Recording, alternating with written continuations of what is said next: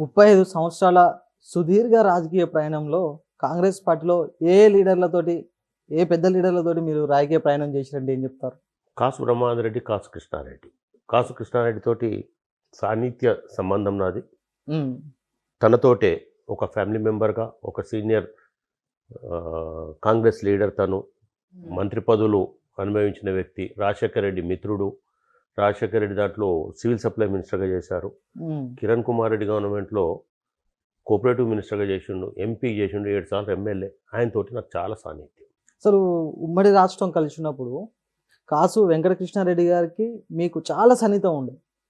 వాస్తవానికి వాళ్ళ కుటుంబానికి మీ కుటుంబానికి ఉన్నటువంటి బంధుత్వం, సన్నిహితం ఎలాంటిదంటే ఏం చెప్తారు? బంధుత్వాలు ఏం లేవు కానీ స్నేహము, సాన్నిధ్యము. అతను కూడా చాలా హానెస్ట్ వ్యక్తి. ఆయన అనుకుంటే హైదరాబాద్ సగం వాళ్ళదే ఉంది, అంత ఏలిండ్రు వాళ్ళు.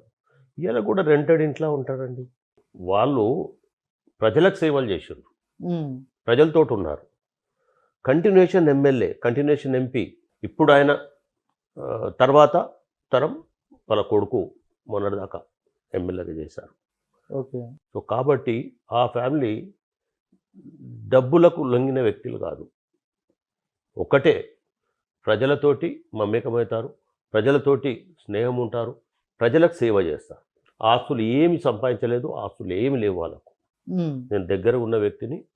రెంటెడ్ హౌస్లో ఉంటారు అని అంటే మీరు ఒక మంత్రి, 7 సార్లు ఎమ్మెల్యే, 2 సార్లు ఎంపీలు చేసిన వ్యక్తి ఈరోజు ఒక రెంటెడ్ హౌస్లో ఉంటారంటే మీరు నమ్ముతారా? ఇప్పుడు ఉన్న పరిస్థితులలో ఒకసారి ఎమ్మెల్యే అయితేనే 100 కోట్లు సంపాదించుకుంటారు. సో పరిస్థితులు అది. వాళ్ళు, నేను ఎక్కువ అతని గురించి పొగడొద్దు కానీ చాలా ఆనెస్టు. నేను దగ్గరగా తనతోటి ఈరోజు కూడా పవర్ లేకపోయినా నేను తనతోటి ఉన్నాను. నేను అదే విధంగా నేర్చుకున్నాను. నేను కూడా అదే విధంగా అతనితోటి మమేకమై ఉన్నాను. నా అభిప్రాయం మొత్తము అతనితోటి, అతని క్వాలిటీస్ ఏవైతున్నాయో స్ట్రేట్ ఫార్వర్డ్గా మాట్లాడతాను నేను. కొంతమందికి నచ్చవచ్చు, కొంతమందికి నచ్చకపోవచ్చు.